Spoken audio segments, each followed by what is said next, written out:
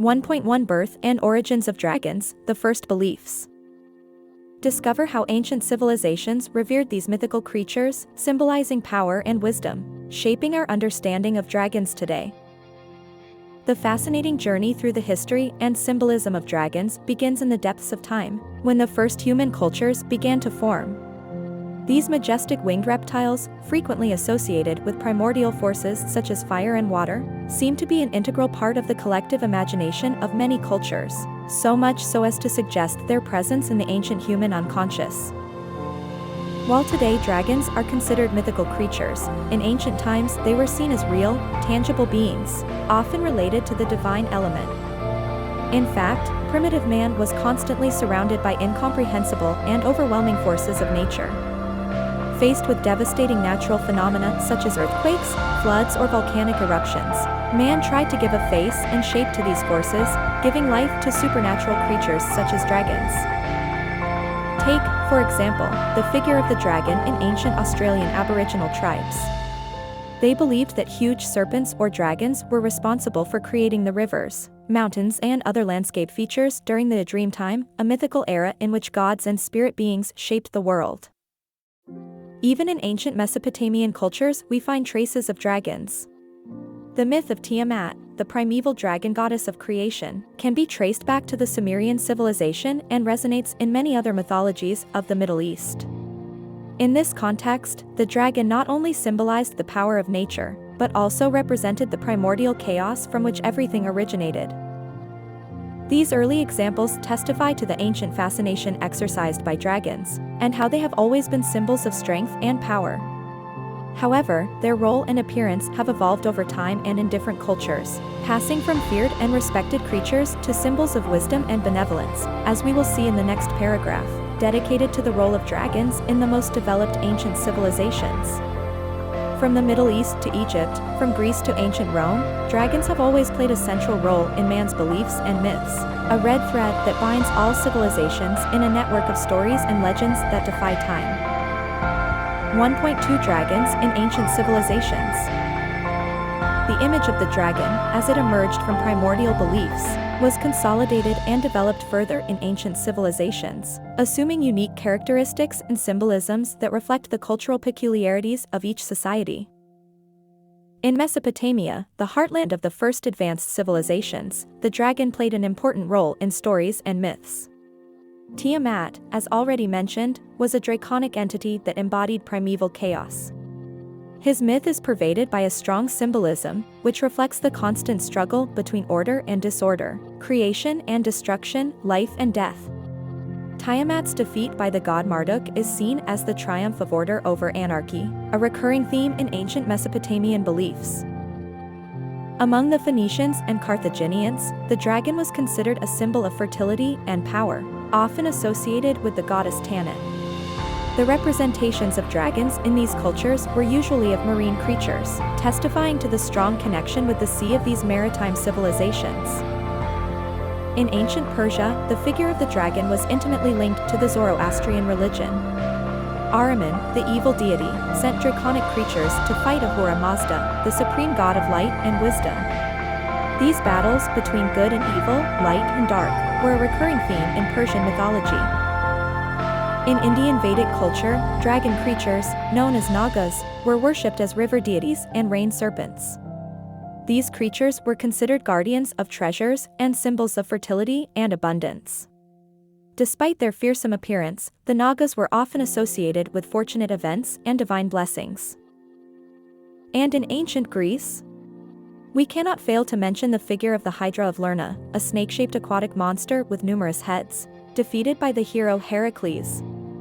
Hydra, like many dragons of the time, was a symbol of evil to be vanquished, a physical manifestation of the dangers and hardships humanity faced. So here is an overview of dragons in ancient cultures, from symbols of primordial chaos to fertility deities, from evil monsters to bringers of luck. In all these interpretations, however, the dragon maintains one constant: it is a powerful symbol, a being who embodies primordial forces and who has a profound influence on the world. From the broader perspective of ancient civilizations, we will then move on to deepening how the dragon is perceived in a specific culture, that of ancient Egypt. An important passage, given that Egypt was one of the great cultural crossroads of antiquity, a place where the traditions of many different civilizations met and merged. In this culture, the dragon takes on further connotations and meanings, enriching its image with peculiar and surprising facets. 1.3 The dragon in ancient Egypt. In the heart of the ancient Egyptian civilization, a civilization steeped in mystery and legend, the figure of the dragon presents itself with particularly intriguing features. They were commonly depicted as giant serpents or hybrid creatures, often with wings or crests of fire. One of the most emblematic figures in Egyptian mythology is a popi, or a pep, a gigantic dragon serpent associated with the forces of chaos and darkness. He was considered the archenemy of the sun god Ra. Each night, a popi sought to devour Ra during his journey through the underworld, creating eclipses when he managed to temporarily engulf him. Only the intervention of other divinities and the help of the spirits of the deceased allowed Ra to escape and rise again in the sky, thus guaranteeing the continuity of the day-night cycle. The myth of a popi represents the eternal struggle between order, Ma'at, and chaos, Isfid, in Egyptian cosmology. Another example of a draconic creature is Nehebko, a fearsome being who is both snake and dragon. Believed to be a guardian of the afterlife, Nehebko was associated with the union of Ka, the life force, and Ba, the personality, after death. This connection to the afterlife made Nehebko a revered and feared entity. Although Egyptian culture is permeated by these and other examples, it must be noted that the dragon or dragon-like creatures were, here, above all manifestations of chaos, evil, or in any case of superhuman forces with which man had to confront or against which he had to fight. This vision sharply contrasted the idea of order, good and security, which was fundamental to the balance of the cosmos according to Egyptian culture. In the following paragraph, we will move beyond the Mediterranean to find out how the dragon was represented in another great ancient civilization, the Greek one. The myth of dragons and snakes was also rooted in ancient Greece, as evidenced by the numerous stories that see them as protagonists. The facets and interpretations that these creatures assume in Greek culture will allow us to further enrich our understanding of the figure of the dragon across the ages and civilizations. 1.4 The dragon in ancient Greece. Ancient Greece offers a wide spectrum of stories involving dragons, intriguingly blurring the lines between myth, legend, and history. These creatures, often described as enormous serpents, occupied an important place in Greek cosmology and its heroic tales. One notable figure is the dragon Python, associated with the sacred site of Delphi. This creature was a gigantic serpent, born of the earth itself. According to legend, Python was killed by Apollo, who later founded the Delphic oracle at the place of his death. The slaying of the dragon represented the triumph of divine order over ancient chaos. Another legend tells of the Draken of Colchis, a terrifyingly sized dragon who guarded the Golden Fleece, the subject of the famous quest of Jason and the Argonauts. This dragon never slept and represented an almost insurmountable obstacle for those who tried to take possession of the precious object. We must not forget Ladon, the hundred-eyed dragon who guarded the golden apples in the Garden of the Hesperides, a task entrusted to him by Hera. He was finally killed by Heracles, or Hercules, in Roman mythology, as one of his 12 jobs. These tales illustrate how the Greek dragon was most often a guardian, an obstacle to be overcome, or an enemy to be defeated. In this interpretation, the dragon represented chaos or untamable nature, but in a different way than in ancient Egypt. While in Egypt draconic creatures were often associated with darkness and evil, in Greece dragons were seen as challenges to be overcome in order to achieve glory, or as guardians of places, or objects of great value. In the next section, we will explore how the figure of the dragon was interpreted in ancient Rome, a civilization influenced by but distinct from ancient Greece. We will study the differences and similarities in the representations of dragons between these two cultures, to better understand the evolution of the dragon figure over the centuries. 1.5 The dragon in ancient Rome.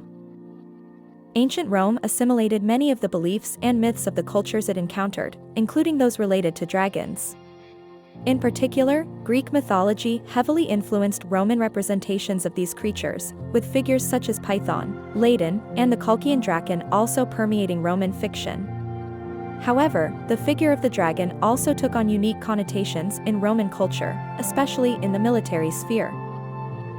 Perhaps the most emblematic example of this peculiarity is the Draco, a type of military insignia used by the Roman legions. The Draco was a sort of banner formed by a long rod on top of which was fixed a sculpture of a dragon with an open mouth, from which a long fabric ribbon came out. As the legions marched, the wind made the fabric hiss, creating a frightening sound that was believed to strike terror into enemies and instill courage in Roman soldiers. This use of the dragon symbol in the Roman legions reflects a view of these creatures as symbols of power, terror, and supremacy. No longer were they just mythological obstacles to overcome or guardians of sacred treasures, but they represented strength and intimidation, key concepts in Roman rule. Despite strong Greek influences, Roman draconic creatures differed in some significant respects. For example, while Greek dragons were often associated with water and marine locations, Roman dragons were more closely related to earth and sky. This change of environment may reflect the expansion of the Roman Empire and the desire to dominate not only the earth, but also the sky. Roman culture viewed dragons as powerful and respected, though feared. But these views were destined to change again with the arrival of Christianity, which would greatly influence perceptions of dragons in the following centuries. In the next paragraph, we will move away from the Mediterranean to explore a new geography and a new culture, the North. Ancient Norse mythology presents a very different view of dragons than Roman and Greek. In these stories, dragons are monstrous enemies of gods and mankind. Prepare to enter a world of heroes, gods, and serpent monsters as we venture into the realm of Norse mythologies. 1.6 Dragons in Norse mythologies. Unlike the mythological traditions of the Mediterranean, Northern Europe offers a framework in which these legendary creatures take on a decidedly more sinister nature. Often associated with themes of greed, destruction, and death, the serpents and dragons that populate these stories are feared as nemeses of gods and mankind. One of the most famous dragons of ancient Norse mythology is certainly Jormungandr, the serpent of Midgard. Son of Loki, god of trickery, and of the giantess Angrboda, Jormungandr was so large as to surround the whole earth and bite his own tail. The Midgard serpent was prophesied to break free during Ragnarok, the twilight of the gods, when it will spit venom upon the world, causing destruction and death. Another dragon known in Norse mythology is Nhggr, a dragon that feeds on the roots of Yggdrasil, the world tree, symbol of the universe. This dragon represents an element of corruption and decay that constantly threatens the cosmic order. Perhaps the most famous of all is Fafnir, a dwarf transformed into a dragon out of greed and lust for possessing a cursed treasure. Fafnir represents the archetypal treasure keeper dragon, a theme that has had a major influence on subsequent representations of dragons in literature and popular culture. These myths reflect an understanding of dragons as symbols of destructive and chaotic forces, in stark contrast to the order and stability represented by gods and heroes. Heroes who confront these dragons, such as Thor with Jormungandr or Sigurd with Fafnir, not only face a physical enemy, but also the greed, deceit, and chaos these creatures represent. These tales of heroes and dragons were not only exciting adventures but also served to convey important moral lessons and cultural values. The courage to face frightening forces, the danger of greed, and the need to protect the cosmic order were all themes relevant to Nordic society. In the next paragraph, we'll cross the North Sea to land in the British Isles, where we'll encounter another set of legendary dragons in stories from Celtic mythology. Here, the dragon continues to play a symbolic role, but also takes on new meanings and functions in a culture with its own unique traditions and beliefs. 1.7 Dragons in Celtic mythology. Crossing the waters towards the lands of Celtic mythology, we immerse ourselves in a culture where the dragon takes on unique meanings. The ancient Celtic populations, which spread throughout the British Isles and Western Europe, used the dragon as a powerful symbol, full of spiritual and cosmological implications. In Celtic stories, dragons were creatures of enormous power and wisdom, often related to the earth and its forces. The connection between the dragon and the land was so strong that in many legends, such as that of Wydre Gach, the red dragon symbol of Wales, dragons were believed to be in fact their own country. This link between dragon and land reflects the Celts' deep respect for the land and its sacredness. The image of the dragon, in addition to being a symbol of power and sovereignty, was also used to represent wisdom and knowledge. In Celtic mythology, the figure of the dragon was closely linked to prophecy and mystery. The dragon, with its ability to fly in the sky and descend underground, was considered an intermediary between the earthly and spiritual worlds.